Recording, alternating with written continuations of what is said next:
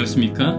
요한복음 208번째 시간, 사랑은 사랑하는 사람을 지키는 것입니다. 사랑은 사랑하는 사람을 지키는 것입니다. 라는 제목으로 하나님 말씀 증거하도록 하겠습니다. 본문의 말씀 요한복음 18장 8절부터 있는 말씀 함께 읽습니다. 예수께서 대답하시되 너희가 내가 그니라 하였으니 나를 찾거든 이 사람들이 가는 것은 용납하라 하시니 이는 아버지께서 내게 주신 자 중에서 하나도 잃지 아니하였사옵나이다 하신 말씀을 응하게 하려 함이로라. 이에 시몬 베드로가 칼을 가졌는데 그것을 빼어 대제사장의 종을 쳐서 오른편 귀를 베어버리니 그 종의 이름은 말고라. 예수께서 베드로 들어 이르시되 칼을 갈집에 꽂으라. 아버지께서 주신 잔을 내가 마시지 아니하겠느냐 하시니라. 위기의 때에 자신보다 다른 사람을 위한다는 것은 놀라운 사랑입니다. 위기의 순간에도 다른 사람을 잊지 않는다는 것은 정말 그 사람을 사랑하는 것이기 때문입니다. 때때로 사람들은 위기가 아닐지라도 내가 바쁘다고 혹은 내가 힘들다고 내가 예민하다고 다른 사람을 외면하기도 하고 쉽게 화를 내기도 하고 나의 기분과 나의 컨디션이 나의 태도로 쉽게 나타나는 사람들도 있습니다. 그러나 예수님은 어떠한 때에라도 사랑의 태도를 잃지 않으셨습니다. 오늘은 예수님의 위기의 때의 태도를 살피며 나의 삶 가운데도 예수님과 같은 삶의 태도를 가지기를 간절히 바랍니다. 첫 번째, 사랑은 사랑하는 사람을 지키는 것입니다. 8절입니다. 예수께서 대답하시되 너희에게 내가 그니라 하였으니 나를 찾거든 이 사람들이 가는 것은 용납하라 하시니 예수님은 잡히는 순간 자신보다 먼저 제자들의 안위를 살펴보십니다.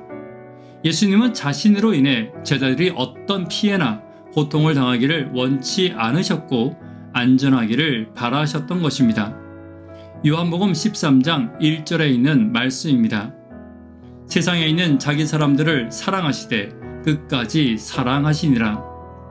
자기 사람들, 즉 제자들을 끝까지 사랑하시는 예수님의 모습을 볼 수 있는 것입니다. 그리고 오늘 본문은 제자들이 예수님이 잡히실 때 도망친 것이 아니라 나를 잡았으니 제자들을 놓아주라는 예수님의 지시에 따른 것으로 나와 있습니다. 어쩌면 본문의 저자 요한은 예수님의 마음이 이미 제자들을 용서하셨으며 두려움에 도망칠 준비를 하고 있는 제자들의 마음의 짐을 덜어주기 위한 예수님의 마음을 보고 있었던 것입니다. 오늘도 나를 향한 예수의 그 사랑이 나를 지키고 나를 감싸고 나를 용서함을 잊지 않는 저와 여러분 되기를 간절히 바랍니다. 두 번째, 사랑은 그 사람을 잊지 않는 것입니다. 예수님은 자신에게 속한 자를 하나도 잃어버리기를 원치 않으셨습니다. 어떤 경우에라도 자신의 사랑하는 자를 잃어버리지 않으시겠다고 약속하셨고 그 약속을 어기지 않으신 것입니다. 마치 100마리의 양 중에 한 마리 양을 찾으러 나선 목자의 마음과 같이 잃어버린 한 마리 양을 위해 끝까지 땀을 흘리시는 목자의 모습을 우리는 예수님을 통해 볼 수 있는 것입니다. 또한 예수님은 그 한 마리 양을 위해 이 땅에 성육신하셨습니다. 그리고 그 양을 위해 십자가를 지시고 십자가에서 승리하시고 그 양의 구원을 기뻐하신 것은 그 양을 지극히 사랑한 바로 그 큰 사랑 때문인 것입니다. 오늘 우리도 마찬가지입니다. 예수님의 잃어버리지 않는 사랑이 나와 함께 있음을 잊지 않는 저와 여러분 되기를 간절히 바랍니다. 세 번째, 사랑은 고난을 피하지 않는 것입니다. 본문은 베드로의 이름을 다른 공감 복음서와는 다르게 히브리식 이름으로 정확히 표시하고 있습니다. 이는 베드로가 칼을 사용해 적들을 대항한 인물로 나타나 있는데 공감 복음에는 칼을 사용한 인물의 이름을 정확하게 표시하지 않고 있습니다. 오히려 칼을 사용한 자의 신원을 보호하려는 의도로 보이는 것입니다. 그런데 이와는 달리 훨씬 후대에 기록된 요한복음은 시기적으로 이름을 밝혀도 당사자인 베드로에게 아무 영향을 주지 않을 것으로 판단하고 요한이 기록한 것으로 보입니다. 이처럼 주님을 위해 목숨을 버리겠다고 맹세했던 베드로는 무력으로 주님을 위해 싸우려고 합니다. 그러나 예수님은 이 모든 것을 만류하시고 고난의 잔을 향해 나아가신 것입니다. 왜냐하면 예수님의 고난과 인내가 사랑하는 자들을 지키고 구원하는 것임을 알고 계셨기 때문입니다.